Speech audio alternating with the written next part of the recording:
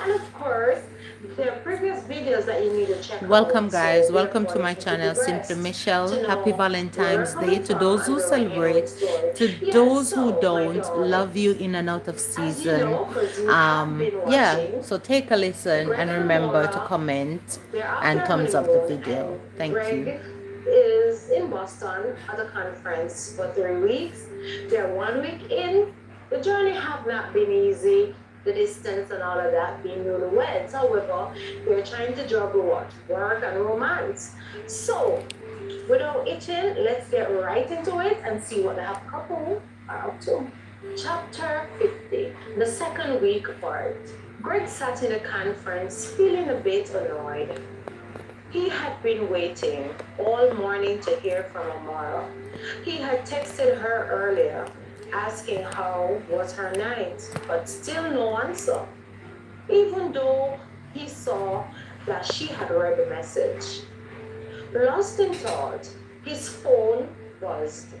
He smiled, then whispered, "It's about time, Amara." Soon disappointed to see it was not his wife, Greg's smile disappeared immediately.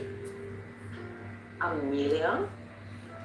he muttered under his breath with a frown on his face, and as if what could have been a reason for her to be calling. And immediately he swiped away the call. The phone continued to buzz repeatedly. Nevertheless, he refused to answer her. Soon after Amara texted, "Good afternoon, babe.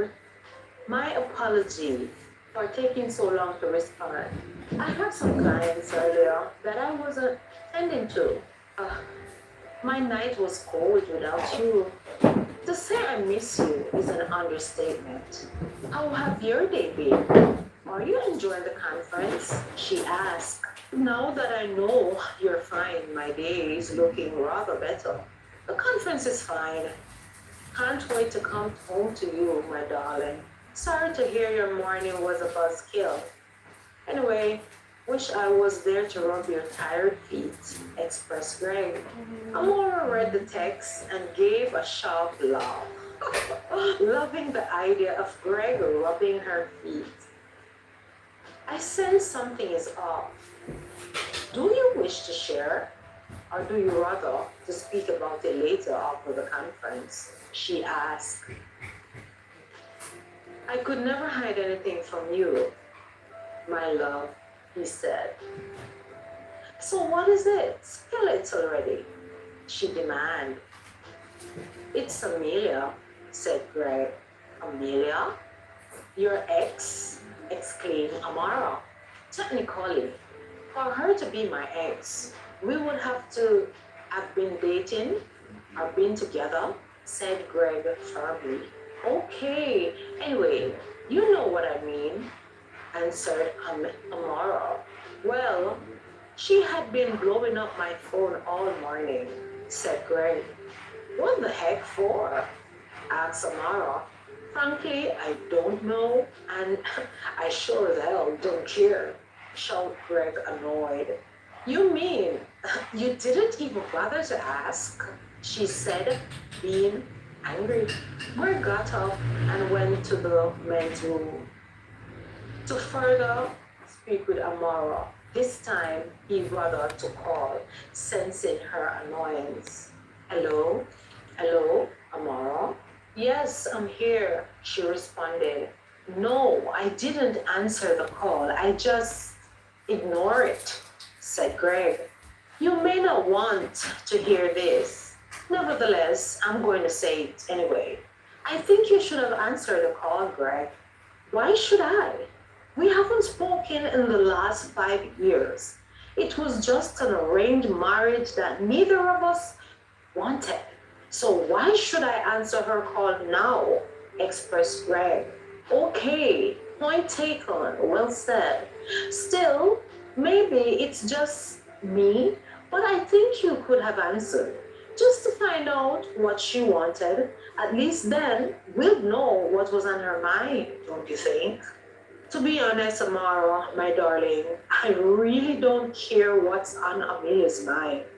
But if it means that much to you, provided she didn't get the message that I didn't want to call to talk to her, can we talk about you now? Asked Greg. Amora laughed out loud. All right. That's more like it. What's your plan for the rest of the day? Asked Greg, changing the subject. Well, I do have a bowl of chicken feet soup with my name written on it. After which, catch up with my dad. I promised to call him later after dinner. Sounding good, but something is missing, don't you think? What's missing? She asked. You're kidding me, right? Asked Greg. I'm just pulling your leg, laughed Amaro. Easy, Mr. Loverman. I will not miss our FaceTime for anything in the world. So you can calm yourself, said Amaro. So, what are you wearing? He whispered. Ah, talk about sudden change of events, said Amara, laughing. Arm settled over her as Greg continued speaking soft into her ears in the phone. Where are you exactly? Aren't you afraid of someone hearing you? She asked, feeling blushed. No need to worry. I'm in the restroom. The conference is finished for today. I can hear the others leaving. I am not in any rush. Are you? He asked. No, I'm not. My work is finished for today as well, she responded. The hallway outside the restroom grew quiet.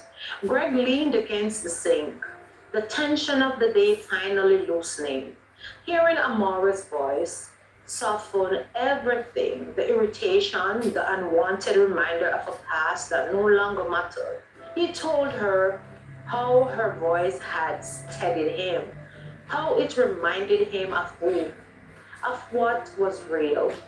In her study in Jamaica, surrounded by half-finished canvases and the lingering fatigue of a long day, Amara smiled, letting his words wash over her like a familiar comfort. Amara reminded him to rest, to eat, to not carry the weight of other people's expectations, past or present.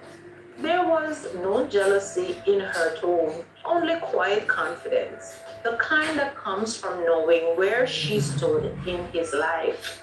When it was time to end the call, they lingered a second longer than necessary.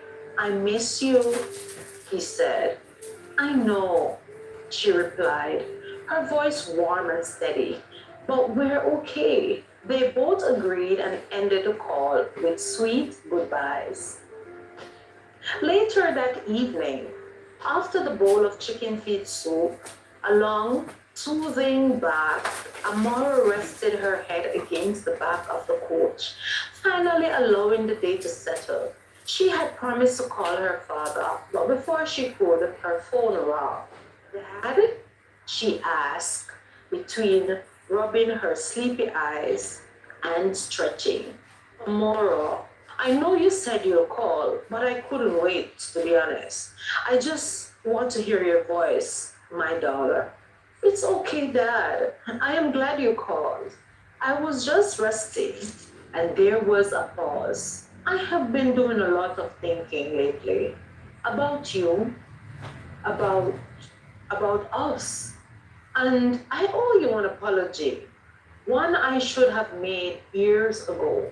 Dad, no, let me speak. I didn't listen to you the way a father should. I heard you, but I didn't truly listen. I doubted your choices, your dreams, especially your art. I thought I know better. That hurt back then, you know, Dad, said Amara. I know, and I'm sorry. I see now how wrong I was. You stayed true to yourself when it would have been easier to give up. You held on to your calling, girl. And look at you now. Your work being seen and admired all over the world. You didn't just became a painter, Amara. You became an artist, expressed her dad. That means more to me than you know, Daddy. And Greg, I want you to know this is clearly, I'm important. And it's important to me, Amara, that you chose well. And I think that is why I was so hard on you, my love. He respects you. He stands with you, not over you. I can hear it in your voice how loved and secure you are. Amara smiling through emotion, then said, he believes in me, Dad. Always has. That's what a good man does, my daughter. I wish I had trusted your judgment sooner. About him, about your life, about your heart. But from now on, I do completely, said Amar's dad. Thank you, Daddy. I have waited a long time to hear that. I appreciate it, said Amara.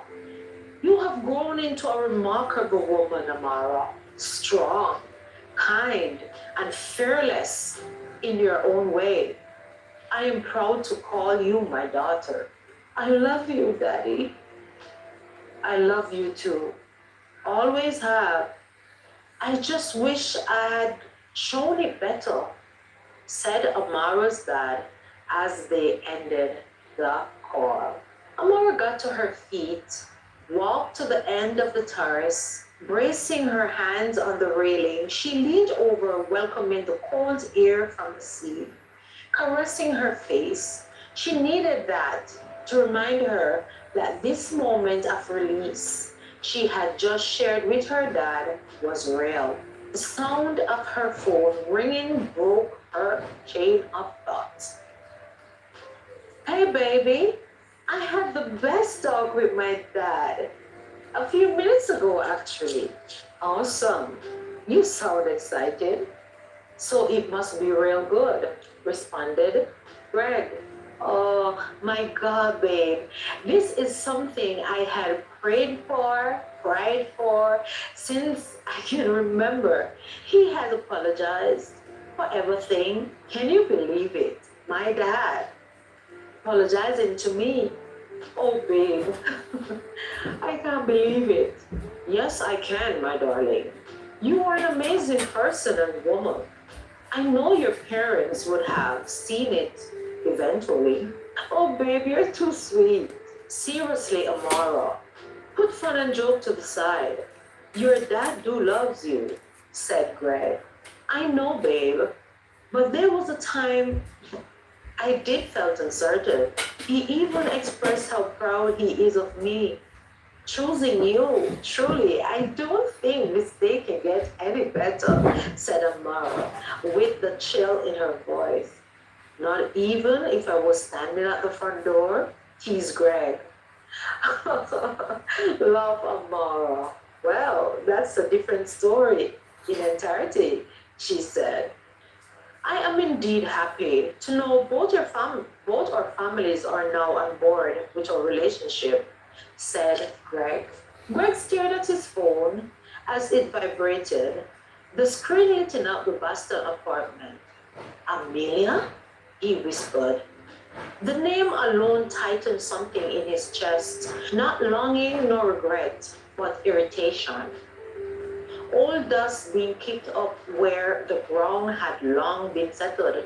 Amara's voice drifted through the phone.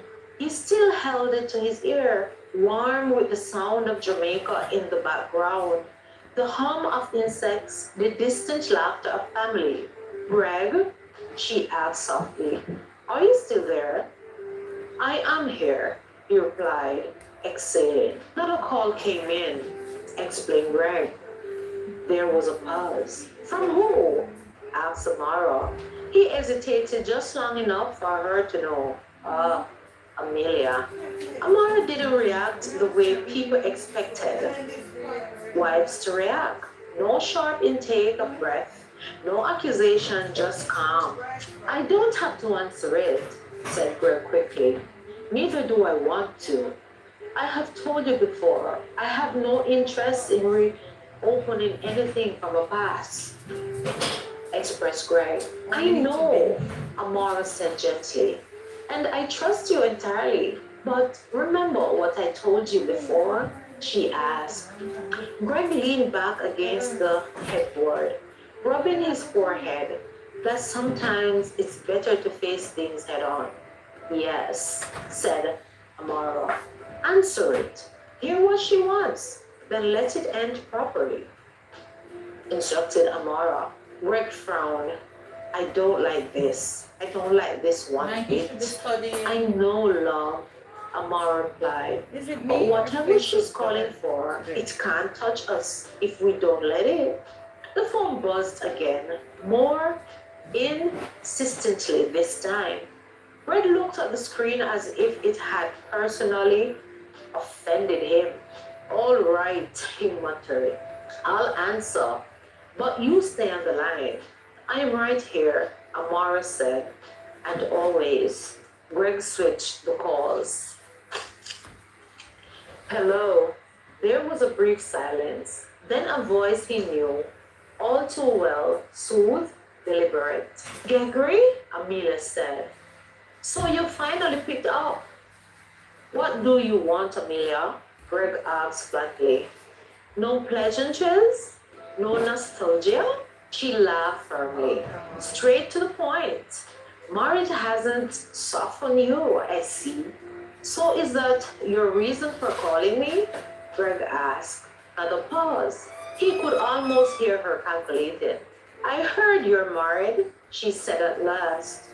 Yes, Greg replied without hesitation. I am very and happily. Happily, she repeated, teasing the word. That was fast, wasn't it? All those years our families planned, and suddenly you're a husband to someone else. What the heck, Amelia? Must be pranking the heck out of me. Are you have gone totally insane, girl, said Greg. Our engagement was an arrangement. Business transaction, Greg said, his voice firm. You and I both knew we didn't want it. We agreed on that. What happened to your man, Trevor? Or let me guess, it didn't work out? Said Greg. That was before Amelia counted. That was before Amelia paused and then continued. Before you move on so completely, before you married her. Greg's jaw tightened. The conversation is going nowhere, said Greg. Oh, I think it is, Amelia said coolly. I just wanted to understand what kind of a woman would make you forget your past so easily, Gregory. Greg didn't raise his voice. He didn't need to. My past doesn't define my marriage, he said. And my wife doesn't compete with anyone, least of all an arrangement that never had love nor interest in it. Clap back, Greg. There it was. Amelia's tone sharpened. Does she know everything about you, Greg? Amelia asked. Your debts, your family pressures, the nights you complained about expectations you never asked for. Amara's hand tightened around her phone on the other side of the ocean, but her voice stayed steady as she whispered, I am still here. Yes, Greg said clearly, answering both women at the same time. She knows, and she stood with me anyway. Amelia scoffed. For now. That's enough, Greg yelled. If you call to stir up old ghosts, you are wasting your time. I chose my wife. I chose her every day, shouted Greg. Silence hung between them, heavy and brittle. So that's it? Amelia finally said. You won't even consider? That's really it, Gregory? No, Greg cut in. There is nothing to consider. Don't call me again. He didn't wait for her to reply. He ended the call sharply. Greg sat there for a moment, phone in hand. His heart beat loud in his ears. Then he switched back. Amara, he called. I am here, she said. I am sorry you have to hear all that, said Greg. She smiled, even though he couldn't see it. I am not. She smiled, even though he couldn't see it. I am not. I heard a man who knows who he belongs to. Greg let out a breath. He didn't realize he'd been holding as a big smile washed over his face. She was trying to poke holes where there aren't any, said Greg. And she failed, Amara said simply, because there's nothing broken to exploit. Her inner goddess bowed and took a seat. Greg looked at the dark screen of his phone, then back at the window at the Boston night. I love you, he said. No one gets to come between us. Not now, not ever, expressed Greg to his wife. I know, Amara replied. And that's why her call came too late, said Amara. Miles away, Amelia stared at her phone, the line dead. How did he know about that no good Trevor? I wish I had chosen Greg over him. It took me so long to dump his ass. What am I going to do? Greg's marriage doesn't seem like something I can destroy so easily. It looks like it's already built on truth and trust, said Amelia.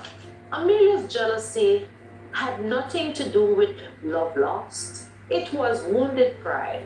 For years, the arranged engagement to Greg had been nothing more than more formality, a quiet agreement between families. She had never wanted him, not truly.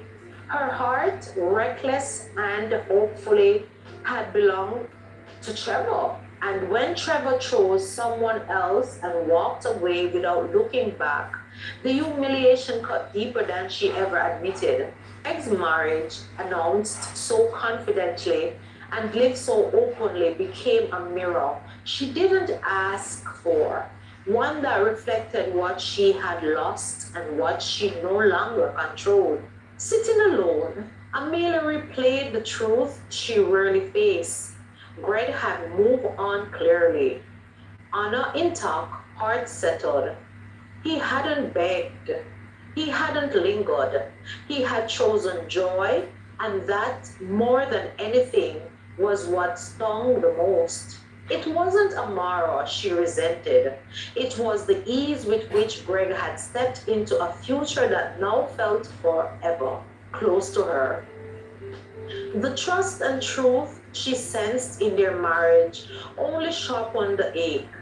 They didn't steal anything from me, she thought darkly, but they remind me of what I don't have, she thought to herself angrily. Meanwhile, unaware of the full shape of Amelia's bitterness, Greg and Amara leaned into the quiet strength they had built together.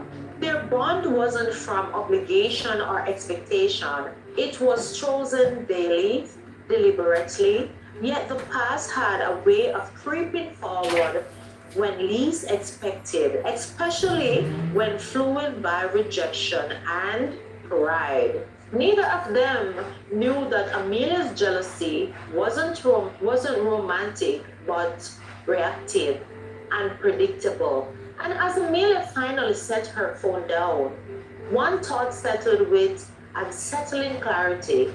If I can't claim what I lost, maybe I can make sure no one else gets to enjoy it so easily. Somewhere between hurt and resolve, a line was crossed, setting the stage for what would be revealed. The question now wasn't whether Amelia could destroy Greg and Amara's marriage, but how far she was willing to go to try.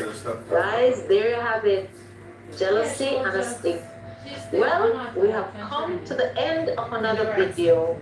And thank you if you've reached this far. If you're here for the first time, remember to subscribe, like, and share, and become a part of the Simple Michelle family and become a Simple Michelle darling. So, like I always say, Philippians 4 verse 30. I can do all things through Christ who strengtheneth me. So whatever you plan to do it to the best of your ability.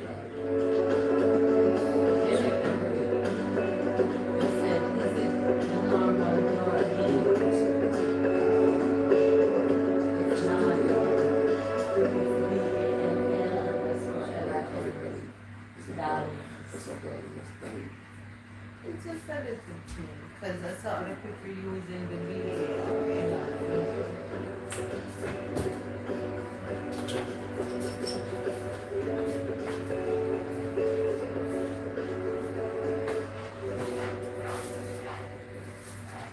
Hey guys, welcome, welcome, welcome. Welcome to another video. And if you're here for the first time, welcome to my channel, Simply Michelle. And I have been reading a book called Chance at Love, written by moi, of course. And there are previous videos. So after watching this one, you can just go back and check the others so you can keep abreast of what is happening. And thank you for being here. And without itching, let's get right into the story. Chapter 51. Greg's final week in Boston. Greg hadn't accepted the invitation to stir anything in him. His mother's voice on the phone was warm, almost careful, as if she was handling something fragile. Your father and I are hosting a small get-together this weekend, said Margaret. Friends and associates, we know you're in Boston for the conference. It would mean a lot if you come. We regret that Amara can't be with you for this one. Nevertheless, we hope she'll be available for the next visit, she expressed. Greg stood by the hotel window. The city stretched out below him in silver and gold. His thought of Amara, her laugh, her steadiness, the way she trusted him without needing reassurance. I'll come, he said finally. Just for the weekend though, Mom. Mansion sat high in the upper hills of Boston, gated and luminous. A symbol of the world Greg had grown up in and curiously stepped away from. When he arrived Friday evening, the house was already alive. Soft music, laughter, drifting through open doors, half moving with quiet precision. Greg's parents greeted him with genuine affection. His dad embraced him longer than usual. His mother studied his face, smiling. You look settled, she said. Married life suits you? It does, Greg replied easily. And he meant it. You will be staying in your old room. Gladys had it prepared for you, she said. Thanks, Mom, he responded. Margaret turned to look at him, then said, No, son, thank you for being here this weekend. She pat him on the shoulder and left the room. Greg closed the door behind and stood still for a moment, soaking it all in. The room was exactly as he remembered, too exact. The same king-size bed, with its dark mahogany headboard, the same green walls and cream, the framed polar photograph, the same paint, a sense of lemon polished and expensive linen that spoke of staff who maintained perfection even in absence. 5 years and nothing had changed. He exhaled, sadly setting his bag down and loosening the collar of his shirt. The silence felt heavier than he expected. This room had once been his sanctuary. Now it felt like a carefully preserved museum of life he no longer lived. Greg crossed the room and ran his fingers over the dresser. Memories surfacing uninvited. Late nights arguing with his father. His mother knocking softly with concern in her eyes. The sense of being groomed for a future he hadn't chosen. He shook his head, grounded himself, then reached for his phone. Amara, he whispered. Her face lit up the screen and the second ring. Her smile instantly easing something tightened in his chest. You made it, she said softly. I did. His voice lowering. I am in my old room, as you can see. It's strange. It feels like time just stands still here. She smiled gently, though she could hear the distant hum of music and laughter behind him. The function's already in full swing, she said. I figured, show me your room quickly. Let me see what you were like 5 years ago, she asked jokingly. He switched the camera and gave her a quick insight of his past. She laughed and teased him about his wallpaper posters. I knew you would have found it funny. Next time, I'll bring you here with me, he promised, and she agreed. So why are you locked away in your room instead of socializing? She asked. I just needed a moment, he admitted. Needed to hear you before I go downstairs and pretend I fit into all of this again. You always fit where you choose to, Amara said. Remember that. He smiled, genuinely smiled. I'll call you later tonight. Okay, my love? He said. I'll be waiting. Love you. Love you always and more, said Greg. He ended the call reluctantly, staring at his phone for a second longer than necessary before slipping it into his pocket.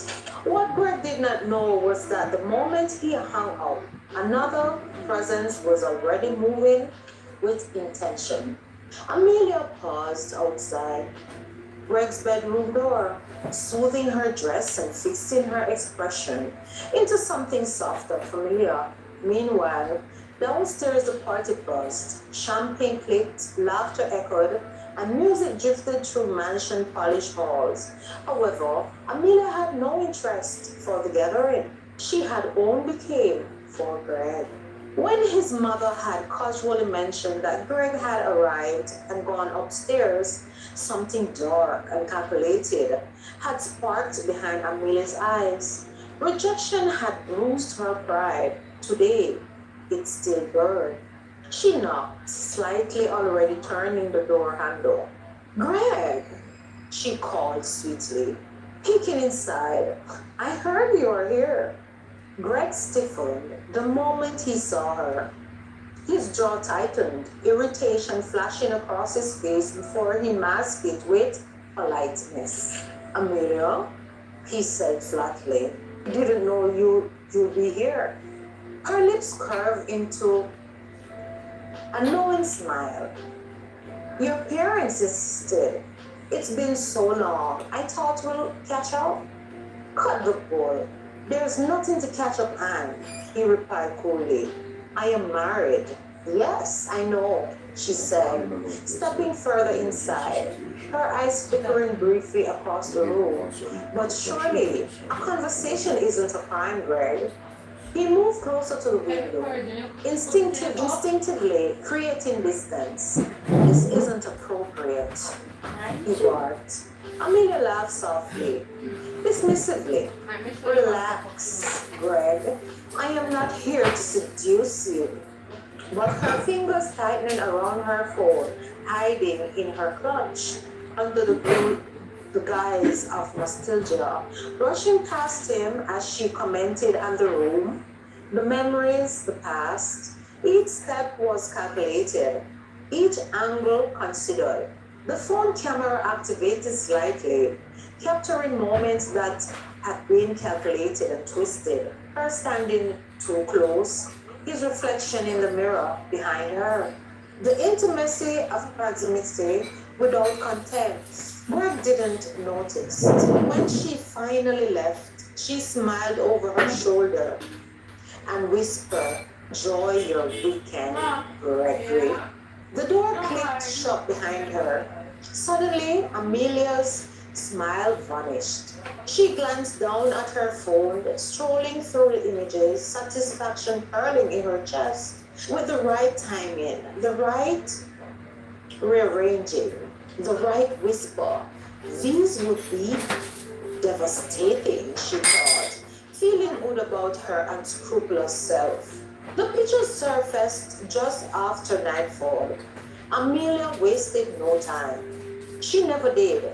She selected the angles carefully, the closeness exaggerated, the lightning suggestive, Greg's turned shoulder framed intentional rather than evasive. A shadow of a smile caught mid motion, a headline crafted to imply, not accuse. Here reunites with old flame at exclusive family affair. By the time the tabloids site refreshed, the damage was already in motion. Across the ballroom, laughter swelled as the evening peaked. Glasses raised, speeches delivered, reputation reinforced. Greg stood beside his parents, polite and composed, unaware that his image was already being passed around screens with malicious precision. Not everyone watching approved. Marjorie Sinclair, a longtime family friend and one of the few guests who had attended Greg and Amara's wedding, had noticed Amelia earlier.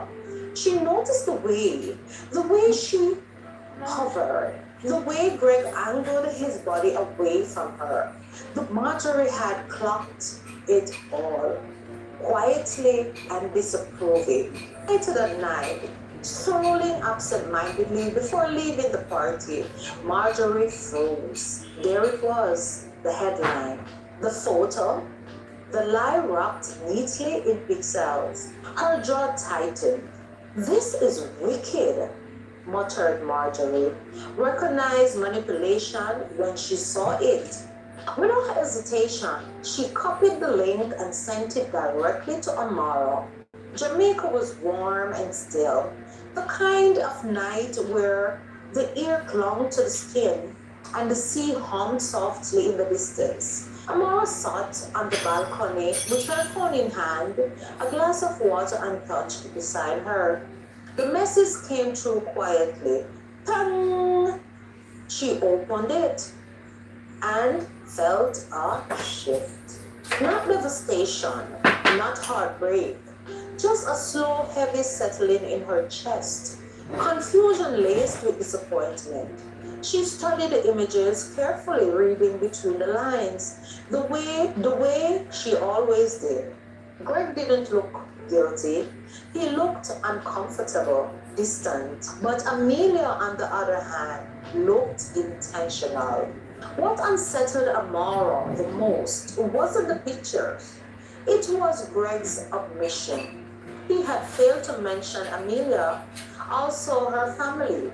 He hadn't mentioned that particular complication at all. As a result, questions began forming, not accusations, nor conclusions. Nonetheless, questions. Back at the James mansion, the party wound down triumphantly. The guests departed satisfied. The night declared a success. Greg retreated upstairs, loosening his tie, exhaustion finally catch up with him. "Hey," he said, as Amara answered, her face appearing on the screen. "I just wanted to see you before I turn in," he said.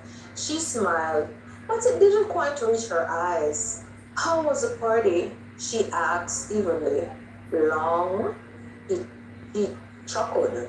"A lot of people. My parents were pleased." "That's good," she replied softly.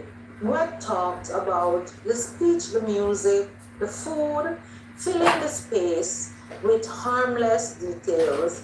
Amara listened, searching his face, waiting, hoping.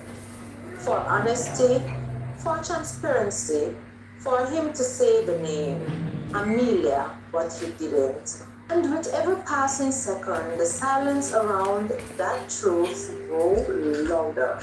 Handed when needed, but something. Amara nodded where appropriate, responding when needed, but something for her had closed off slightly. Not trust. She still trusted him, but ease. The kind that comes from knowing everything, though waiting for the revelation. When they finally said goodnight, Amara stared at the darkened screen long after the call ended. He had the chance, and he chose not to take it, thought Amara, feeling disappointed. Chapter 52. Truths in the Morning Light. Greg discovered the leak just after sunrise. He was halfway through his Blue Mountain Jamaican coffee when his phone began vibrating endlessly. On the kitchen island, message after message, missed calls, talking on top of one another. At first, he ignored it, still replaying the stiffness in Amara's voice from the night before. But when he caught sight of Marjorie Sinclair's name flashing across the screen, a knot tightened in his stomach. He opened the link and felt his blood run cold. There it was, his face, his parents' home, Amelia's position far too close for comfort. The headline crafted with just enough poison to imply betrayal without stating it outright. Greg's jaw clenched as anger surged, sharp and immediate. Unbelievable, he muttered. Soon after, his mom, Margaret, appeared in the doorway, already dressed, her face covered with concern, while Harold, his dad, followed close behind, phone in his hand. I have taken it. You have already seen it, Margaret said quietly. Greg pushed the mug aside, running both hands through his hair. She did this, Amelia. I know she did, exclaimed Greg. Margaret sighed, sitting across from him. We warned her to let the past rest. Surely she had too much to drink or something. This is nonsense. Rubbish, son. And we know it. But nonsense spread faster than truth itself, left alone. No, mother. She hadn't had too much to drink. This was calculated. And well, she didn't listen. Greg snapped, then softened. Then his voice broke, and he spoke softly. And now, my God, Amora, he stopped. That's when it hit him. Listened instead of laughing. She hadn't been hearing his stories the night before. She'd been measuring his silence. She already knew, whispered Greg. Do you mean? She asked, confused. Marjorie, Mom, she told me this morning. She said she sent an article to Amara last night. His chest tightened painfully, which means when I called her, he paused, then began to speak again. She knew. And I didn't say anything, said Greg, putting the pieces together. Harold leaned forward, firm but clear and calm. Then you must correct that immediately. Do not let her believe you are hiding something, son, expressed Harold. I wasn't, said Greg, anguish creeping into his voice. I didn't want to ruin the night. I didn't think Amelia mattered, so I didn't mention her being here at the event, explained Greg. Margaret reached for his hand. Omission can hurt as much as deception, son. You know that? He nodded, swallowing hard. I do know. I will reach out to the tabloids and do some damage control, son. Just make sure to explain everything to your wife. and understand how she might be feeling about this, said Harold. Thanks, Dad. You too, Mom. I really do appreciate you both. You know you're always welcome, son. His dad pat him on the shoulder, while Margaret went in for a big hug. He found Amelia later that morning, in the sunlit sitting room, scrolling through her phone as though nothing in the world were amiss. When she looked up and saw Greg standing there, her smile flattened. We need to talk, he said coldly. Amelia set her phone down slowly. About what? You know exactly what, he snapped, tossing his phone onto the table in front of her. The headline glaring up at her. You lowered those pictures. Her lips parted, then pressed together. I didn't force you to stand next to me, she exclaimed. Greg laughed sharply, without humor. You plotted this. You wanted my wife to see it. You wanted to hurt her and me. Admit it. She stood, anger flaring. You left me without nothing, Greg. You moved on like I'd never mattered. There were nothing to move on from. Are you delusional? We were never together. You made your choices, I made mine. Do not blame me for the consequences of your bitterness, girl. Do not, he continued, voice steady but fierce, drag my wife into your misery. I owe you nothing. And after this weekend, you stay out of my life completely. You maniac. Amelia said nothing. Greg turned and walked away, not even looking back. Back in his room, Greg sat on the edge of the bed, phone in hand, heart pounding. He typed, deleted, typed again, deleted, and finally he decided to call Amora. Amora answered, her calm but guarded eyes unreadable. Amora, he said, emotion breaking through. I know you saw it. I know you knew last night. Silence stretched between them. I should have told you, he continued. Not because I did anything wrong, but because you deserve to know everything. I wasn't hiding her.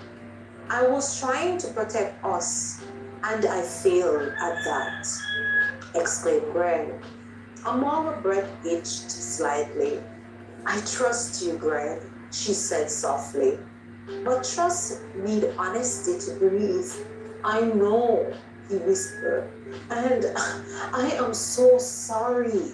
They stared at one another through the screen, oceans between them, both aching in different ways, but still reaching. Greg ended the call, but the distance between him and Amara felt heavier than any ocean. For the first time since marrying her, he wasn't afraid of losing her love. He was afraid of losing her ease. And somewhere deep down, he knew this weekend may have already changed the shape of their marriage. And he felt a kick in his gut, knowing only too well, I have messed up. Oh my God. There you have it, guys. There you have it. Greg and Amara. Yeah, Greg and Amara being, what would you say now, stalked by the maniac, what do you call her? Amelia? Surely, sometimes that's how life is. Some people can be real bitter. You don't have to do them anything wrong. They just feel entitled and jealous of whatever success other people, have achieved. Especially when you have been in their circle, and even when they know the truth that they are the one that have made the wrong call, and they're the one who have messed up. and maybe kick you to the curb for whatever reason, move on with someone else. And of course, that didn't work out, and there comes the jealousy. So Greg is feeling the end of the stick. But guys, stay tuned. Let us see the next video how this all unfold. Will the happy couple rekindle their ease in their marriage and that free love and freedom? Or will it destroy what they have going on? Will this be a true chance at love or devastation? And like I always say, Philippians 4 verse 30, I can do all things through Christ who strengtheneth me. So whatever you find to do today, do it to the best of your ability.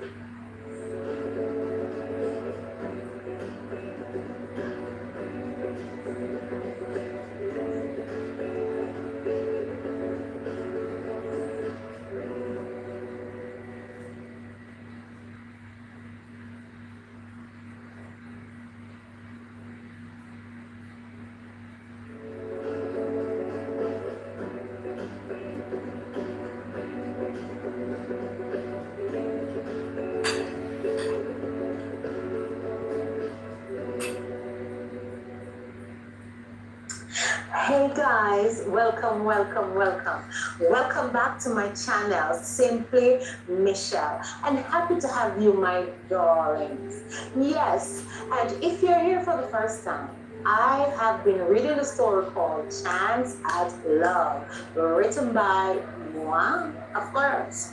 So there are previous videos, but guess what? After this one, we'll have to run it back, catch up with the others, so you'll know where we're coming from and where we're headed. I'm happy to have you. So yes, Miss Amelia have been creating havoc in the marriage of Greg and Amara. So without itching, let's get right in the story to see what's happening. Chapter 53, When Silence Speaks. By the time Sunday arrived, Amara had stopped pretending she was fine. She went through the motions, answered calls, smiled when expected, moved from room to room. But inside, something fragile was aching, not broken, just bruised. The kind of ache that comes trail, but from realizing someone you trust didn't fully let you in when it mattered most. One voice echoed in her head. I should have told you. And that was the truth of it all. She didn't doubt his faithfulness. She doubted the silence, the pause, the decision he made, however unintentional, to leave her to piece together a story she should have heard from him first. When her phone rang late that Sunday afternoon and Greg's face appeared on the screen, there was something different about him, less polished, more raw. Coming home, he said before she could speak. Tonight, I am not waiting until Monday. Her breath caught. You don't have to, she replied quietly. He said firmly, because I don't want us carrying this across another night. Amara looked away for a moment, steadying herself. Then she nodded, okay. And as she ended the call, she realized something else just as powerful as her hurt was rising to meet it. Love that was willing to be uncomfortable, honest, and tested. If he was willing to meet her there, is he? The weekend had ended, but the real conversation was only just beginning. The space between us. When Greg walked through the front door Sunday night, the house was quiet. No tension in the air, no accusation waiting, just stillness. Amara stood near the window, barefoot, the soft glow of the porch light outlining her figure. She didn't rush him. She didn't retreat either. She simply waited, giving him the space to meet her where she was. He set his bag down slowly, I came home because I couldn't sit with the thought of you feeling alone in this, said Greg, his voice low and sincere. Not another hour, then. Amara turned to face him, her eyes steady but glassy. I was not angry, she admitted. I was hurt. There's a difference. He nodded, swallowing. I see that now. She took a step closer. What bothered me wasn't Amelia. It was realizing that while I was trusting you fully, you were to see for me what I could handle. That landed. We're close a distance between them. Not touching her, not yet. I never wanted to protect you from the truth, he said. I wanted to protect us, but I understand now. That only works if we face things together, he admitted. Amara reached for his hand, then lacing her fingers through his and whispered, that's all I ever wanted. They stood there for a long moment, foreheads touching, breathing in each other. No defenses, no rehearsed words. Bare, looking into the depth of one another's soul. This doesn't break us, Amara whispered, but it changes us. Greg pressed a kiss to her temple, lingering. Then let it change us for the better, Amara. His lips lingered at her temple, a slow growing kiss, as if memorizing the warmth of her skin, there without rush or urgency. He scooped her up in his arms, holding her close. Amara let out a soft breath, instinctively, wrapping her arms around his neck, her forehead resting against his shoulder, as if that was where she belonged. They have missed each other terribly, and this whole nonsense with Amelia had made it worse. He carried her like a personal, precious gem, not to claim her, but to reassure her, something he never wanted to mishandle again. Each kiss followed was unhurried, reverent, along her cheek, her hairline, the corner of her mouth, while her hand traced his back, anchoring him just firmly. She soon massaged his biceps, allow her fingers to stray along the journey of his strong frame, or while circled the corded muscles on his arm. His skin was so soft, but yielded.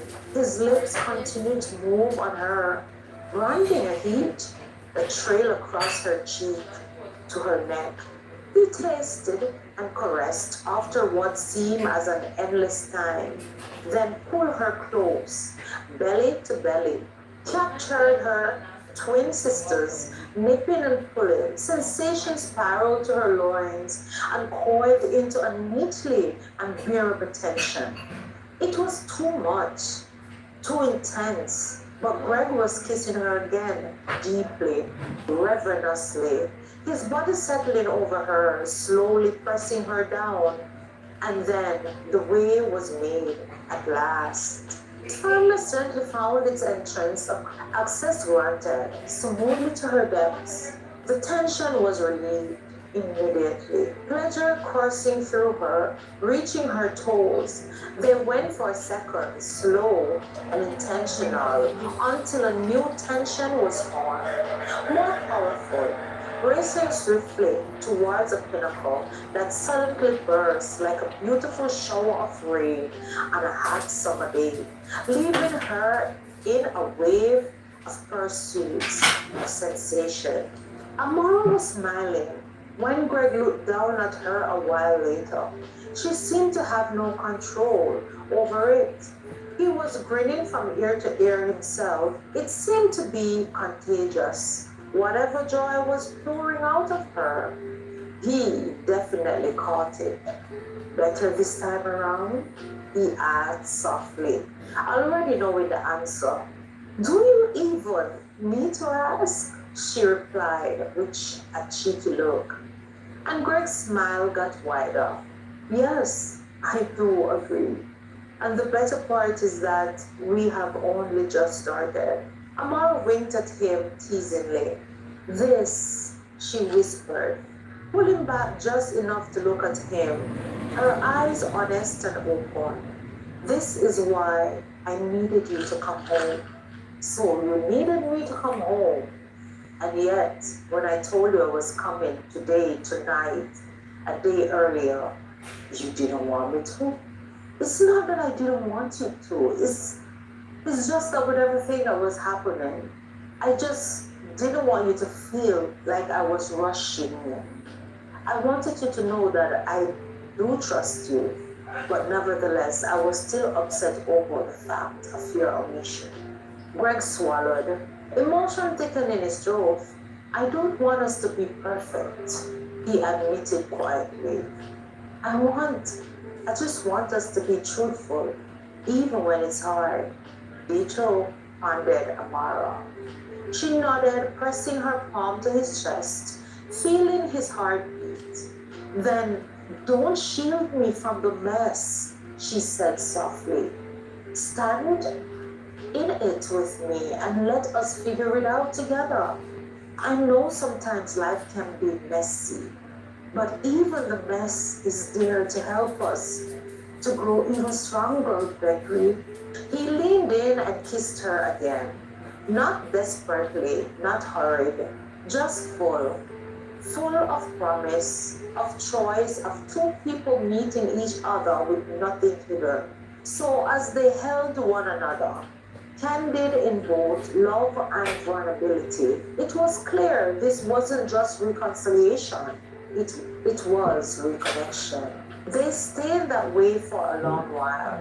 Afterward, rocked around each other in the quiet that only comes from words, are no longer needed to fill space. Amara rested against Greg's chest, his arm firmed around her back, his thumb chasing slowly, accent patterns along her shoulder as if grounding himself into reality of her being there. I don't want us ever stop talking like this, she said softly, breathing the silence. Even when it's uncomfortable, I still want us to communicate, she said. We won't, Greg replied, without hesitation. I promise you that. I learned this weekend that silence can be louder than any mistake. So I promise to communicate everything with you, my love.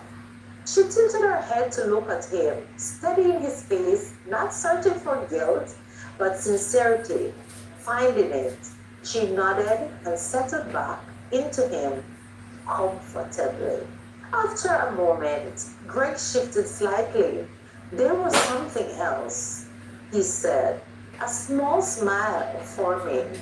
I meant to give these to you earlier, before everything spiraled. He reached for the small carry-on he had brought back and returned with a neatly wrapped box, then another, and finally an envelope. Amara raised an eyebrow, curiosity softening her expression. I see you came prepared. Are these guilty? Are these guilty gifts? He chuckled. He chuckled quietly. Always. She opened the first box carefully. Inside lay a delicate piece of jewelry, elegant and timeless, unmistakably chosen with intention. Her breath caught as the light reflected off the stones. Greg, she whispered, holding her mouth. That one's from me, he said. I saw it 2 weeks and thought of how you carry yourself, strong, graceful, unassuming. She smiled, touched more by his words than the gift itself. Then she opened the second box. Her eyes widened instantly. Oh my! This had Margaret written over it, she said softly, recognition clear in her voice. Greg nodded. Mom wanted you to have it. She said it was inlaid specially for you. She also told me to remind you that your family always. Emotions swell in Amara's eyes as she gently closed the box. Please thank her for me. That means more than you know. Greg handed her the envelope last, then said, and this. Inside were plane tickets for her visit. She looked up at her husband, surprised. You didn't tell me, she exclaimed. I wanted it to be a moment, he said, not an afterthought. Laura laughed softly, shaking her head as she leaned into him again. You know, even when we stumble, we'll find our way back to each other. That's because I don't walk forward without you anymore, Amara. Oh, He that's said, so nice, kissing the Greg. top I love Greg. of her head, agreeing with her. They sat there in the dim light, gifts sat aside, wrapped in each other's arms. Meanwhile, over in Boston Hills, the bedroom was a masterpiece of minimalist luxury, all soft grays and sharp edges, as a high-end jewelry box. She sat amidst the sea of velvet pillows, her head tucked into the expensive fabric of her dress. The same mouth that spent its days spitting clever insults was now twisted in a silent, shaking sob. It was a sobering portrait of high society ruin. A woman surrounded by the best money could buy, drowning in a sadness that no inheritance could fix. Chapter 54, Where Trust Stands. Monday morning unfolded softly, the kind of morning that felt earned. Sunlight streamed into the kitchen as Greg moved comfortably between the stove and the counter. Sleeves rolled up, humming under his breath. He wasn't rushing or checking emails for once. The world could wait. He had chosen to stay in, chosen Amora, at least for one more day before life demanded him back to work Tuesday. Amora watched him from the breakfast area, wrapped in one of his shirts, her hair loosely tied back. The glow from the night before still lingered between them. Passion rekindled, misunderstanding laid bare, forgiveness offered without reservation. The gift still sat nearby, tangible reminders of intention. The plane tickets stuck neatly into their envelope, like a promise of the future moments. They ate quietly at first, sharing smiles, stolen glances, the ease of two people newly married and newly tested. Then Amora set her cup down. Greg, she said quietly, we need to talk about Amelia. He didn't tense, but he grew still. I was wondering when you'll bring her up, he admitted. Amara folded her arms, her voice calm but firm. I need to know what you intend to do about her. About the interference, I trust you completely. However, trust also needs clarity. Greg nodded, leaning back in his chair. You're right. He took a breath. I don't think Amelia is in love with me. Not really. What she's reacting to is watching my life fall into place, while hers hasn't. More listened, eyes steady. The arranged engagement, Greg continued. It meant nothing to either of us. There was no love there. There was a guy by the name of Trevor. They have been together for years.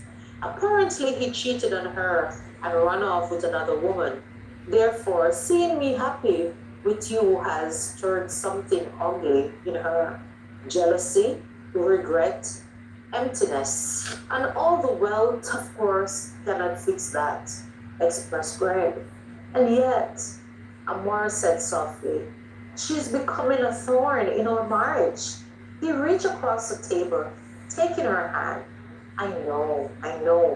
and I won't let that continue. Amara hesitated, then spoke plainly. If you ever feel unable to handle her, I'm more than willing to step in and put her neatly in her place if needed. Greg smiled faintly, shaking his head. Daphne, feisty mood? He asked as he teased gently. Amar arched an eyebrow. Don't underestimate me. He squeezed her hand. I won't, and I'm not. But this one, let me deal with it, will you? She's a part of my childhood memory. Nevertheless, I won't let her disrespect my present, especially not my wife. Greg assured. Something softened in Amara's expression. Yeah, That's all I needed to hear, frankly, said Amara. They stood there together after breakfast, arms around each other, the quiet comfort of certainty settling in. Greg kissed her forehead, then her lips, slow, familiar, and grounding. The kind of kiss that said, we are on the same side. For Greg, the realization was sobering and beautiful all at once. Amara trusting him, not because he was honest, and that trust, so freely given, made him more determined than ever to protect what they had. They were still newlyweds after all, still learning each other, still choosing one another daily. And yet, love had already proven itself resilient.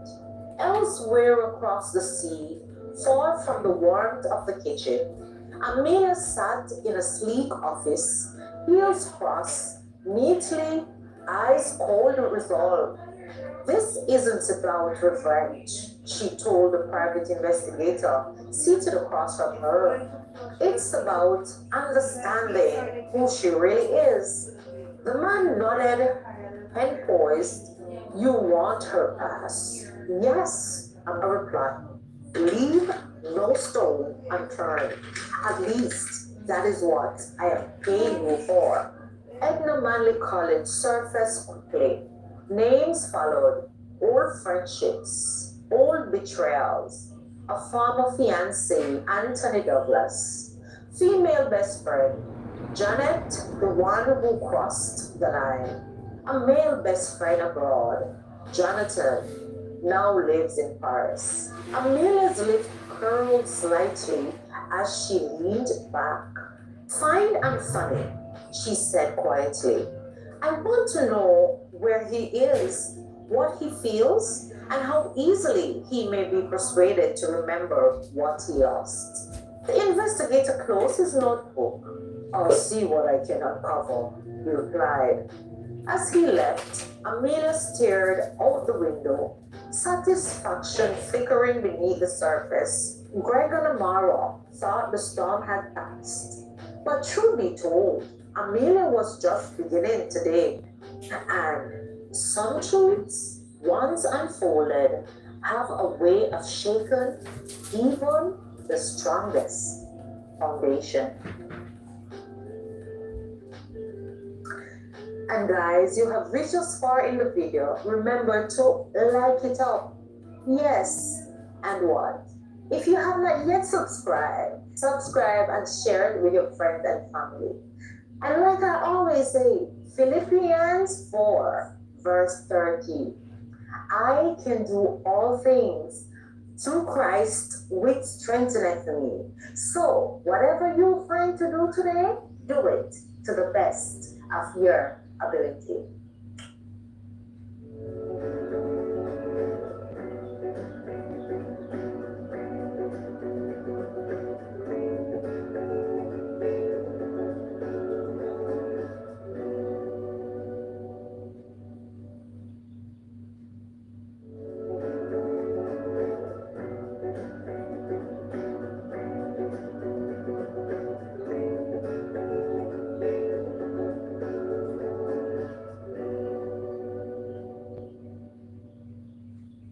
Hi guys, welcome, my darling. Welcome to my channel, Simply Michelle, and happy to have you. If you're here for the first time, I have been reading a book called Chance at Love, written by moi, of course. And after this one, there are previous videos, so you may have to rally back and catch up on the others so you can stay abreast as to where we are, where we're heading, and most of all, where we're coming from. So, without itching, let's get into the story. Chapter 55. When the past refused to stay buried. The first message came at 6:17 a.m. Amara shocked, stared at the phone. The name on the screen punched the air from her lungs. Anthony Douglas. Her tongue hovered.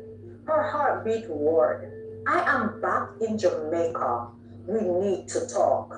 Just like that. No apology, no humility, no acknowledgement of 5 years of silence or betrayal. Amara slowly slid out of bed, careful not to wake Greg. She stood barefoot on the cold tile, grounding herself, breathing through the sudden surge of memories she had worked so hard to bury. Amara shook her head, breaking from the unpleasant thoughts, kissed her teeth, and hung up the call and muttered, rubbish. That evening, she told Greg everything. He listened quietly, jaw tightened, but his response unsettled her, even though he didn't say much. A few days later, the knock at the door came deliberately. 3 measured taps against the wooden surface of Greg's neighborhood home. Precise enough to suggest confidence, too confident for a visitor who didn't belong. Amara had felt it before she heard it. The tightening in her chest, the sudden stillness of the air. Greg, standing at the sink, rinsing his coffee mug, frozen mid-air. They looked at each other. Suddenly, not a loud banging on the door. Amara didn't need to ask who it was. The past have a way of announcing itself without introduction. Greg set the mug down slowly. Stay here, he said. His voice controlled, professional, the same tone he used when preparing for a difficult patient. But Amara was already moving. Her bare foot carried her towards the living room. Her spine straightened, her presence worn thin. When Greg opened the door, Anthony Douglas stood there as if he had rehearsed the moment, tailored shirt, familiar smile. Regret carefully arranged across his face. Greg, Anthony said smoothly, I thought it was time we talked. Do I know you? What in heaven's name do we have to talk about? Responded Greg. Amara stepped into view. Anthony's smile flattened. I told you not to come here, Amara said, her voice calm but little. I just want 5 minutes, he replied, eyes never leaving hers. That's not unreasonable, don't you think? Greg's jaw tightened. You need to leave, he demanded. Anthony raised his hands in a mock surrender. I am not here to cause trouble. I just think honesty matters. The word honesty landed like a slap. Amara laughed. Short and sharp. You don't get to use that word. She closed the door right away in his face. From that moment on, the intrusion became relentless. Anthony didn't storm their lives, he seeped into them. Emails appeared in Amara's inbox long, reflective, soaked in regret. He spoke of university days, of missed chances, of the man he had become in Europe. He attached old photos she had forgotten existed, moments she had never considered to relive. When she blocked a dress, another followed. Amara's studio suffered first. Paintings that once flowed with instinct now stalled mid-stroke. Orders for overseas clients went out late. She missed deadlines. Her hands trembled when she mixed colors, her thoughts splitting between canvas and caution. Every vibration of her phone tightened her shoulders. Every unfamiliar car that passes by made her glance through the window. Greg noticed. At his practice, the effect was quieter, but nonetheless dangerous. A nurse asked twice if he was feeling well. Patients noticed his distractions. One after stitching a man's hand, Greg stared at the blood so long. His gloves seems messy than usual, and he stared so unnecessary. His mind was miles away. His assistant noticed. He had built this life deliberately, this practice, this marriage that has only just begun.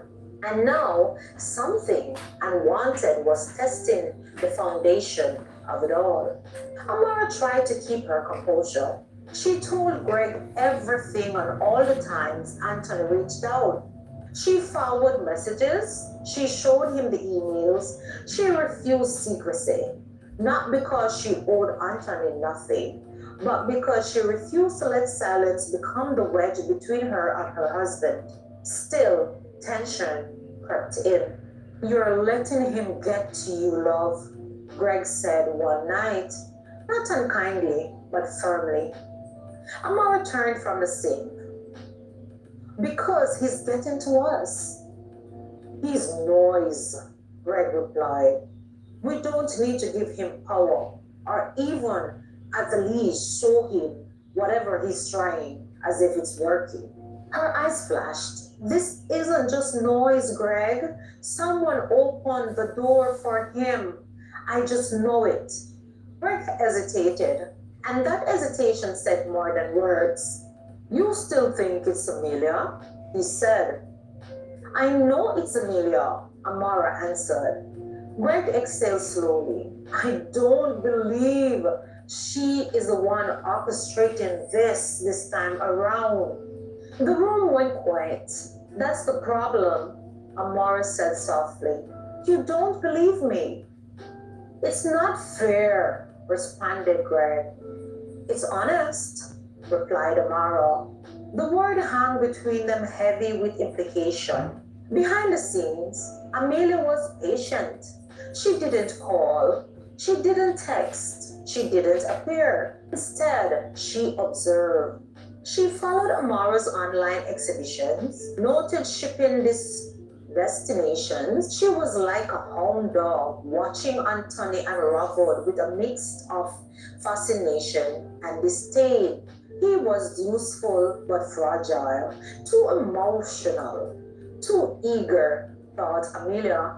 She fed him just enough encouragement to keep him moving. "She still cares," Amelia told him once, smoothly. "People don't react that strongly unless they do, Anthony." Anthony wanted to believe that. What he didn't see was how Amelia kept her hands clean while others bled. Weeks has passed.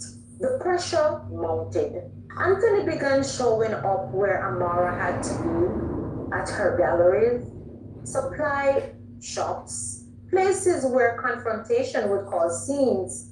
He spoke softly, insistently telling her he had changed, that he had never stopped loving her, that Greg didn't understand the way he once understood her, and he still cares about her even more than Greg can. Each time Amara shut him down, and every time it cost her something. Sleep became shallow, her patience thin. Even moments of closeness with Greg carried an edge, as if something unseen hovered nearby, waiting to intrude. "This ends tomorrow," he said. "Peace. I am done watching him disrespecting you. I'll deal with it." said Greg. Amara turned sharply. No, no.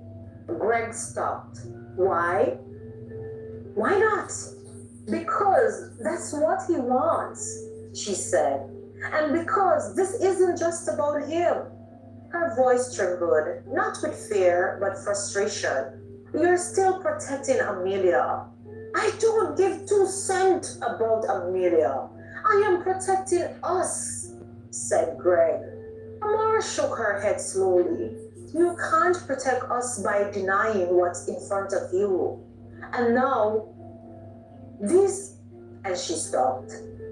And there was once again silence, heavy, unresolved. They went to bed that night without touching.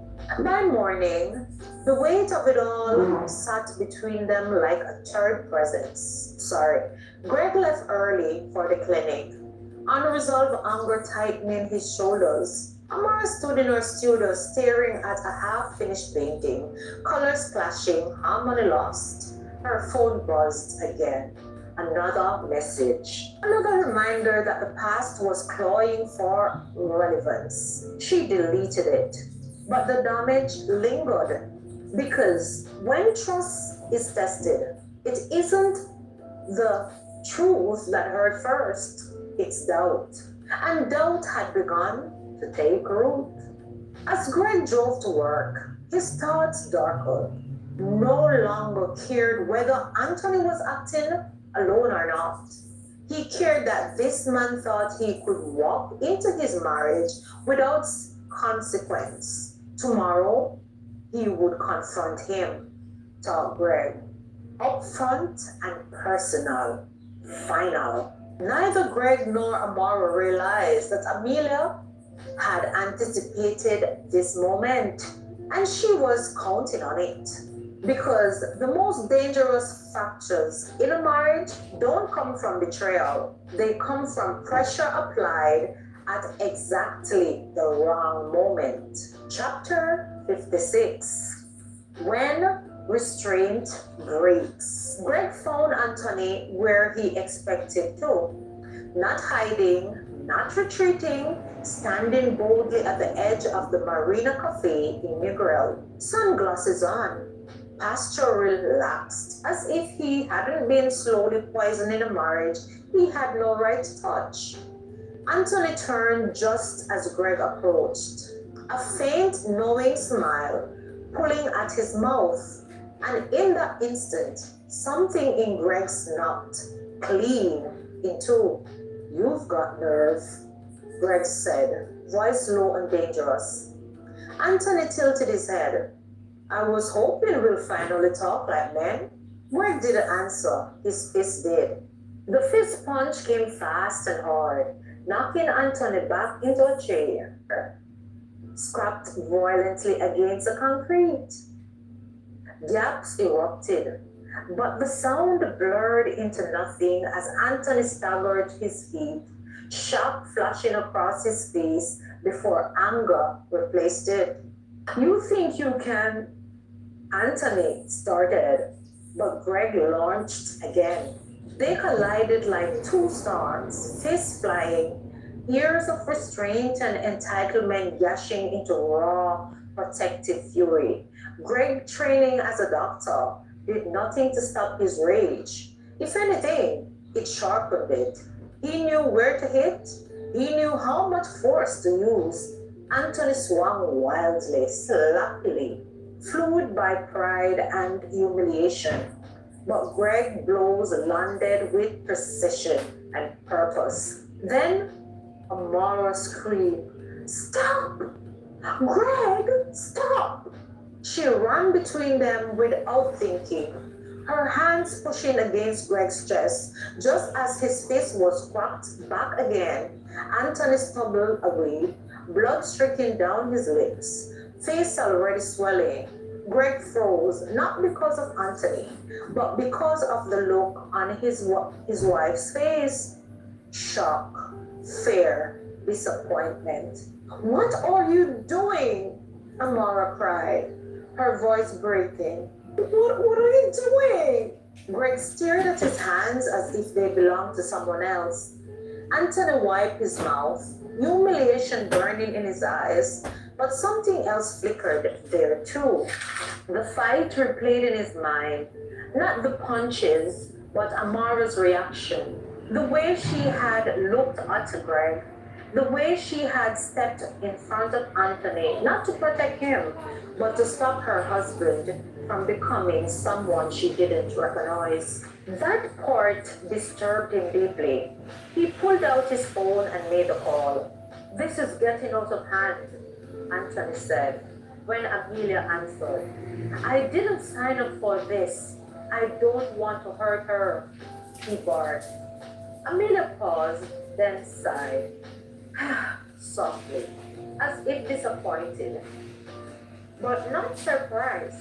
Anthony, you already have. Silence thickened.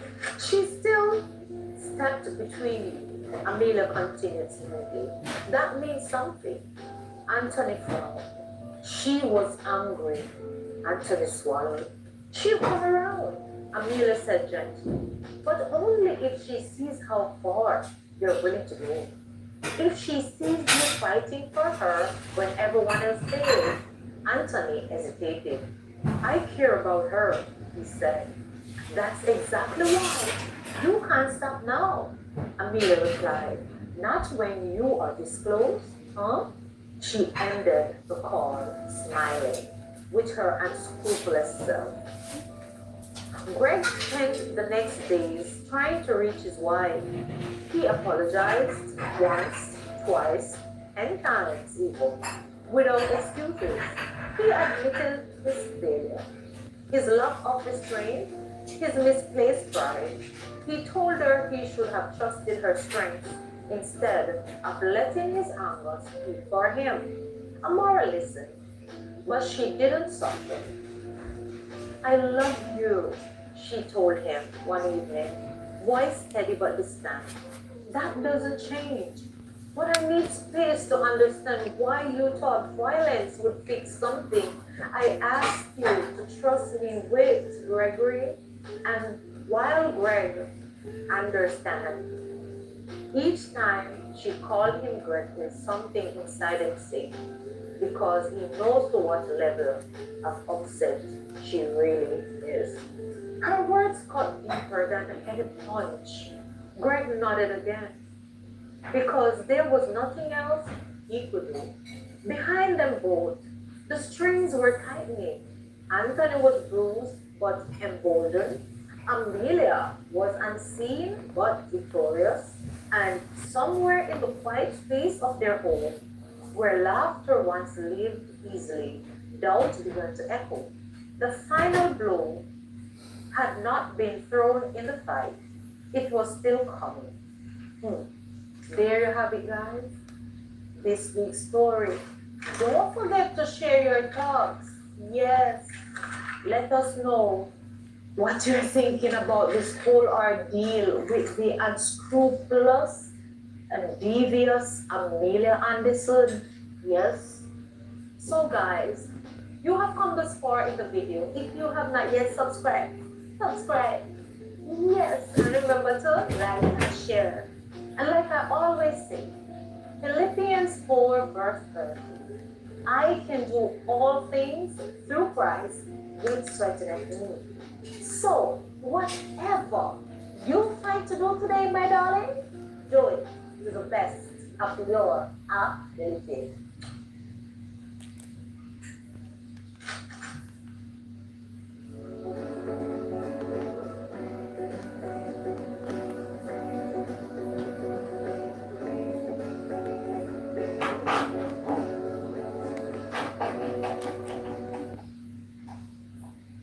Realizing this was the community that would continue to surround them for a lifetime.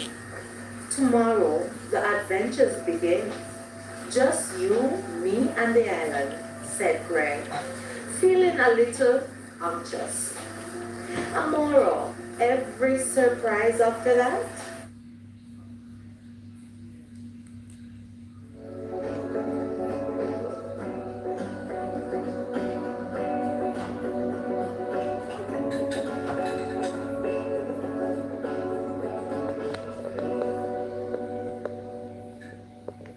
guys, welcome, welcome. Welcome, my darlings. Happy New Year once again. And if you're here for the first time, welcome to my channel, Simply Michelle, and happy to have you. I have been reading the story called Chance at Love, written by Stay tuned for the next relevant and I hope that you episode have this been Wednesday enjoying at so 4 far. p.m. Last week we took a break. This is their There wedding, was guys. the Just a wedding drop took back. place, then it was reception, and all the beautiful surprises that rolled in. And if you're really here for the first time, there are previous videos that you can catch up on and get abreast as to where we are and where we're going. So without itching, let us see what is happening with the happy couple, honeymoon and private moments. As night deepened, the couple found a quiet terrace overlooking the ocean. The waves lapped rhythmically, below, stars twinkling above with the beautiful full moon. It feels like we have lived 1,000 lifetimes in one day, Amara said. And yet, this is just the beginning, replied Greg. They shared a private dance, soft and tender, the music from the terrace blending with the natural sound of the sea. The first time that evening, there was no audience, only the two of them. Hearts aligned, love unspoken, yet fully understood. It was in these quiet moments, after vows, toasts, and celebrations, the depth of their commitment truly sunk in. Love, in all its joy and complexity, and found a home in both of them. Just when they thought the night had reached its peak, a playful commotion stirred below the terrace. Ben, Tessa, Michael, Julie, Sam, and Ashley, of course, had arranged a surprise. Cheers and laughter erupted as everyone gathered on the dance floor. Stories were shared, hugs exchanged, and cameras flashed. Amara felt a wave of gratitude for family, for the friends, for love, realizing this was the community that would continue to surround them for a lifetime. Tomorrow, the adventures begin. Just you, me, and the island, said Greg, feeling a little anxious. Amara, every surprise after that? Replied, knowing that was the last thing on her mind, she answered anyway. Amara sensed Greg was a little nervous. It took several minutes before they turned to look at each other. Then he said, Amara, I want you to know there is no rush, provided you still want to wait before we be intimate. You know, I stuttered. Amara's heart stuttered as he smiled down at her. All she could think about from they had entered the balcony under the moonlight was to take him in her arms and forget anyone else existed. Suddenly, Greg saw the need in her eyes and received his answer. He took her hand and squeezed it gently. The breath flew from her lungs, leaving her gasping. That's when he lifted her hand, not to his lips at first, but to his chest, pressing her palm over the steady thunder of his heart. So you feel it too, he murmured, his words barely louder than the night's breeze. The world seemed to narrow, to a single point of contact. The music from the reception below faded into a distant echo. The reception below faded into a distant echo. The laughter and clicking glasses dissolving until there was only the hush of moonlight and the soft rhythm of their breathing. Amara's fingers curled instinctively into his jacket. anchoring herself as if the moment might swept her away if she didn't hold on tightly. Greg stepped closer, slowly, deliberately, giving her time to pull back if she wished. She didn't. Instead, she tilted her face up to him, her eyes shining with something both fragile and fierce. His hand rose to her cheek, warm and reverent, as though he were learning her for the first time. When their foreheads touched, the contact was almost unbearable in its restraint. He exhaled against her skin, and she felt it everywhere. I have wanted this, he confessed softly, not just tonight, for longer than I know how to say. Her answer was a breath, a nod, the way she leaned into him without fear. That was all the permission he needed. His lips brushed hers, tentative at first, a question rather than a claim. She answered by deepening the kiss, pouring into it, ever unspoken longing, ever stolen glance that had led them here. Time unraveled. They kissed as though discovering something separate and hurried, letting the moment stretch and bloom between them.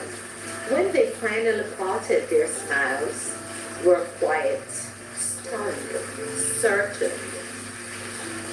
Below them, the last guest began to drift away, but on the balcony, wrapped in moonlight, tightly, and promised they belonged only to each other. Came a sound. Ben cleared his throat softly as he and his wife Tessa stepped onto the balcony. The newlyweds, still embraced from their kiss, startled slightly, their closeness broken but not diminished. A knowing smile crossed Ben's face as he extended his hand once more. Congratulations again, he said warmly. Seeing you two like this is everything a wedding should be, expressed Ben. Tessa moved past him and wrapped Amara in a tender embrace, holding her moments longer than usual. You look so happy, she whispered, her voice thick with emotion. You deserve every bit of this, she said.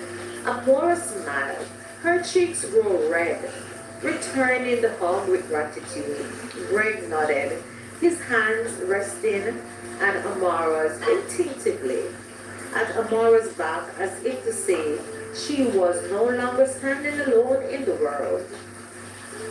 After a few more shared words and blessings, Ben and Tessa excused themselves, leaving the couple once again under the moonlight, aware now that they were seen, supported, and gently celebrated. Greg and Amora returned briefly to the reception, greeted by laughter, warm embraces, and familiar accents of friends who had traveled far to celebrate them. Tessa stepped forward with a beautiful rock gift, her smile both playful and sincere. There was a knowing gentleness in the way she pressed it into Amara's hands. This is for later, she said softly. Much later, she whispered. Greg and Amora laughed, a little bashful, their gratitude genuine. They were reminded more than once not to open it until the honeymoon. Promises were made, hugs exchanged, and as the night thinned and the guests slowly dispersed, the newlyweds, after saying their goodbyes, slipped away quietly, unnoticed by most, towards the waiting car. Chapter 48. The honeymoon. The villa greeted them with a hush, as though it too understood the gravity of the night. Soft lamp cast warm pools of light along the walls. Beyond the open doors, The sea breathed steadily, patient and eternal. Amora set the gift aside without opening it. Some things she felt were already unfolding exactly the way they should. Brett stood near her, uncertain for the first time all evening, not from doubt, but from reverence. When he reached for her, it was slow. His fingers brushed her wrist as if asking permission all over again.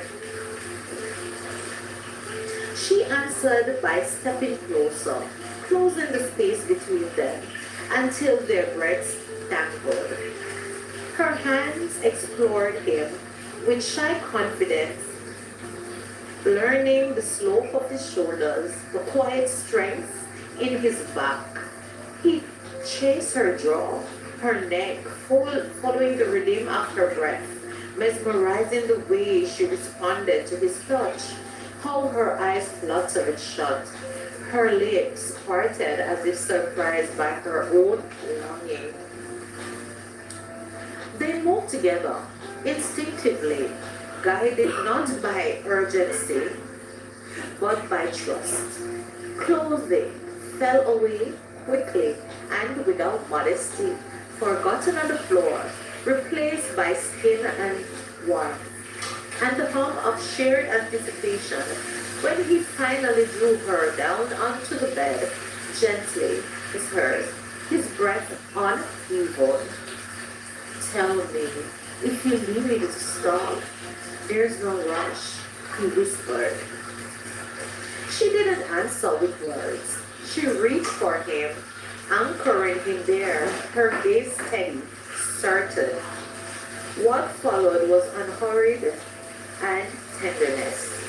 Every movement was a conversation, hesitant at first, then sure, sharp by quiet gaps and whispered reassurances. There was vulnerability, a sharp intake of breath, a moment where she clutched his shoulders and he passed, grounding her with murmured comfort until her tension softened into trust. As they found their rhythm, it was less about motion and more about closeness, about the way he kissed her temple, about how she pressed her face into his neck, breathing him in. The realization settling gently between them that this was not something being taken, but something shared. Afterward, they lay tangled together, their limbs still learning how to rest that close.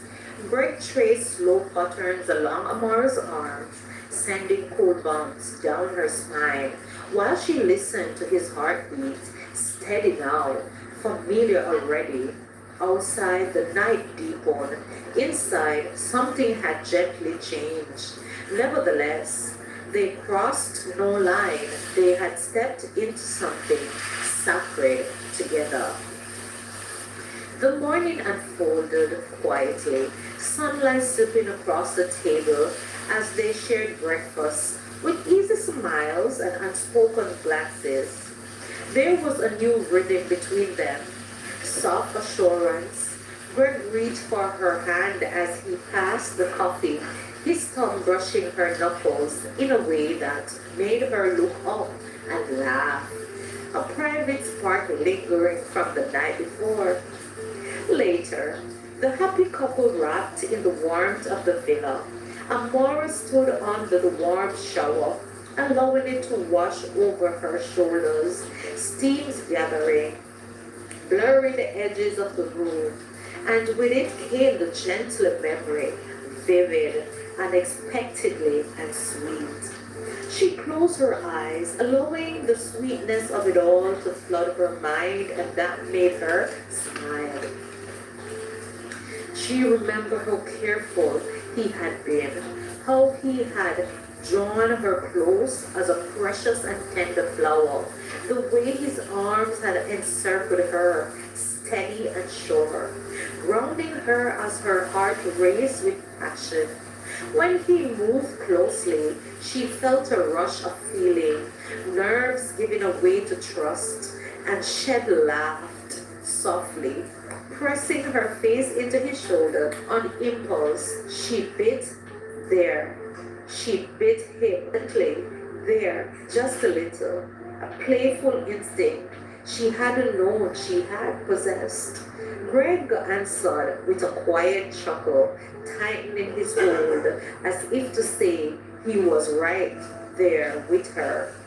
What stayed with her most was his gentleness, the way he passed when she tensed, the way his breath slowed to match hers, the way whispered reassurances until her body softened and she leaned fully into him.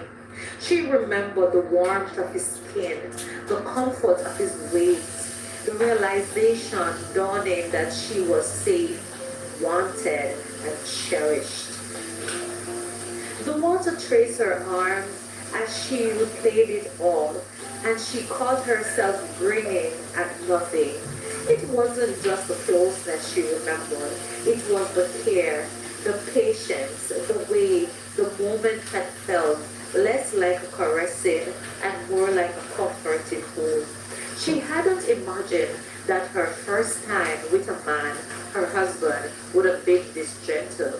She had imagined that maybe it would have been painful, rough, exhausting. But not at all. She was pleased with her first experience. Amara stepped out of the shower, walking into a towel and still smiling ear to ear. She knew the memory would stay with her, not as something sharp or fleeting, but as something tender. Would return to this memory anytime. She called it her vault moment, warm as the morning light, waiting just beyond the door. Lunchtime drifted past without urgency. The villa seemed to breathe along with them. Shutters half drawn, lights spilling lazily across the living room floor. Greg stretched along the sofa, not draped behind his head, while Amora lay curled beside him, her head resting in his lap. His fingers moved idly through her hair as they talked about the way the music had swelled during the vows, about how she cried first, about how unreal it still felt to say, "My husband," or "my wife," he said. She laughed softly at something he said, shifting slightly, and the movement changed everything instantaneously. A quiet awareness settled between them, unspoken, unmistakable. Amora glanced towards the small box tucked beneath the table and smiled to herself. "Oh, the gift," she said softly. Thought her eyes held the mischief. "From Ben and Tessa, and the Boston crew, of course," Amora said. Greg raised a brow. "Oh, you mean one about so many times?" She was already reaching for it. They explored its contents together, seated close, still half lying, brushing and entangled with each other, as they both chuckled softly, realizing what the items were. Practical items, thought Greg, the variety chosen with care that made Amora shake her head fondly. "Did their homework," she murmured, amused and touched at the same time. The negligee, the black lacy, earned a slow smile. The edibles got a curious glance. She was feeling blushed. She held up one small item, then set it back just as quickly, her cheeks warm and red, but her eyes bright. Greg enjoyed seeing her this way. Greg found the folded note tucked between pages of glossy papers and read it aloud. His voice half embarrassed, half grinning. Amora laughed, leaning into him, her hand settling on his chest.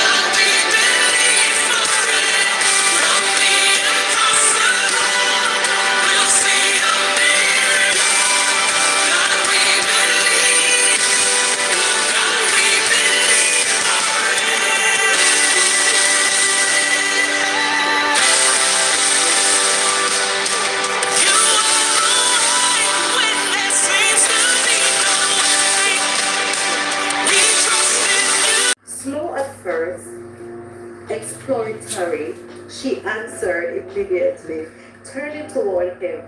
The kiss Sorry about deepened that, as guys. though the memory itself had been leading them here. The laughter dissolved into breath. They stretched out on the sofa, bodies angled closer, touches lingering.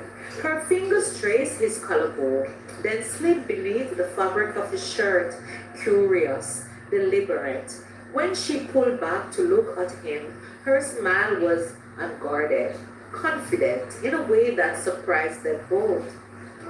This time, she said softly, let me. She rose just enough to free him from his shirt, taking her time, savoring his quiet intake of breath.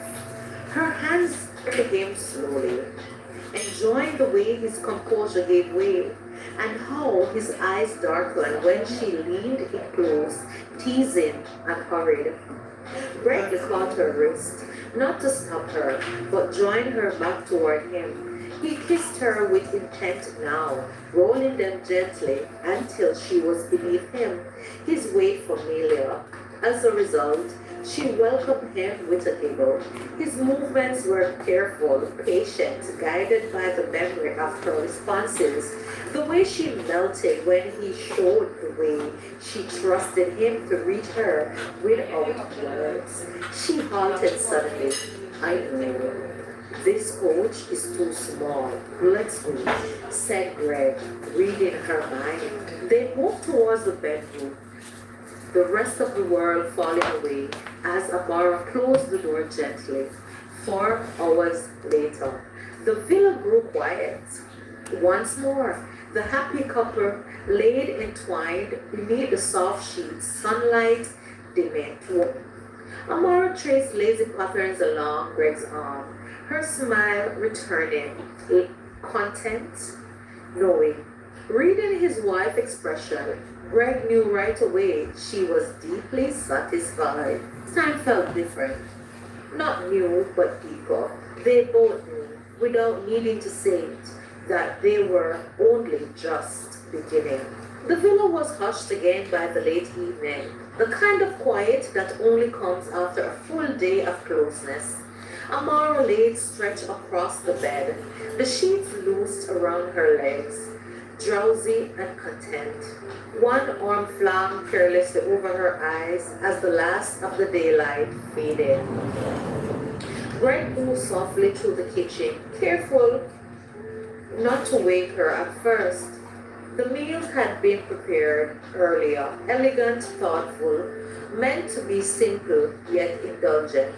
As he warmed the dishes, the faint aromas filled the villa, grounding him. It felt strangely domestic and deeply sacred all at once.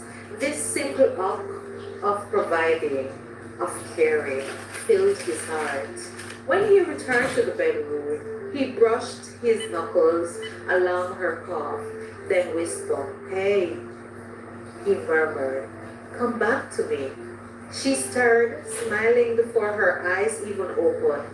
"I have never left," she said, sleepily, sitting up and letting the sheet fall just enough to make his breath itch by the sight of her long, naked legs, something she noticed and enjoyed far too much. "Be careful, Mrs. James. Playing with fire, I see," said Greg, smiling gently, spanking her rear with his hand. Dinner was set at the small table near the opening doors.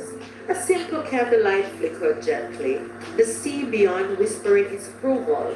They ate slowly, talking between bites, about nothing important, everything at once, about childhood memories, about how surreal it felt to finally be here. Amora reached for the bread and dragged her finger deliberately, lightly through a pool of sauce, tasting it with an exaggerated hum of approval. When she noticed Greg watching her, she grinned, deliberately lifting her finger again. She licked her finger once more, then asked, "Is there a problem?" She tried to act innocently. Instead of answering, he leaned, he leaned across the table, took her hand, and gently drew her finger into his mouth, slowly, deliberately. His eyes never leaving hers. It was playful, intimate, and impossibly soft. She laughed under her breath, heat blooming in her cheeks. "You are trouble, Mrs. James," he said quietly as he released her hand. "You married me anyway," responded Amora. Shortly after dinner, they moved to the sofa, legs draped over his, her head tucked beneath his chin. They talk as a night people about life beyond the honeymoon, about hopes they hadn't yet dared to say out loud. At the same point, conversation faded. Greg stared towards the ceiling, one hand resting on the small of her back, tongue chasing absent-minded circles. His thoughts drifted, unbidden, tender, back to the night before. The memory came as heat, but as awe. He remembered the way she looked at him, not with fear, not even with uncertainty, but with trust so complete it had nearly undone him. How she'd reach for him as though she already knew him there. How her presence had unlocked something deep inside him he hadn't known existed. It wasn't just pleasure, it was recognition, a quiet knowing that this closeness, this shared vulnerability had changed him. "Are you okay?" asked Samora, sensing the shift. Greg smiled. Greg smiled down at her. "I was just thinking," he said, "about last night." Her eyes softened. Her fingers tightened slightly in his shirt. "Yeah," she responded. "I didn't know it could feel like that," he admitted honestly. "Not just," he paused, "physically, but he searched for the word, complete. That it could feel so complete." She tilted her head to look up at him, her expression gently uncertain. "Me too," she said. They lay there, breathing together, the day finally settling around them. Outside the world continued as it always had, but inside the villa, time felt suspended. Well-needed rest, discovering each other intimately, and learning each other body intertwinedly.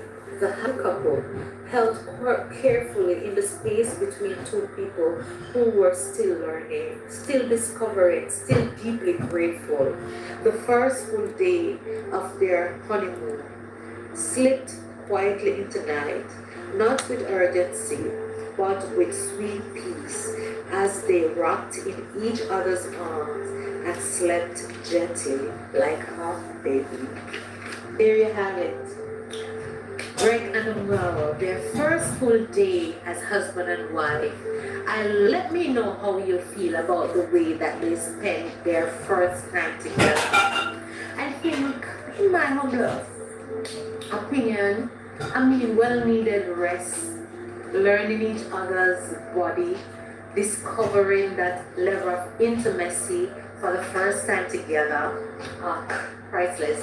But nevertheless, let me know what is your thought about the honeymoon thus far. Yeah, because they are wasting no. Yes. Thank you guys. Thank you for your love. Thank you for your support. I just want to say thanks to everyone that came in. I do appreciate love you all. Yes, MTC, you sticked out to the end. Sister Elsie, bless you. Thank you. JB and all the others that came in but did not care to identify themselves. My silent watchers, you're called. Love and appreciate you all. And today, February 14, happy Valentines to all those who are celebrating. To those who are not, happy loving day all through the year. You'll say, loving you all through thick and thin. Thank you. God bless you. Have a wonderful rest of the day. Ciao.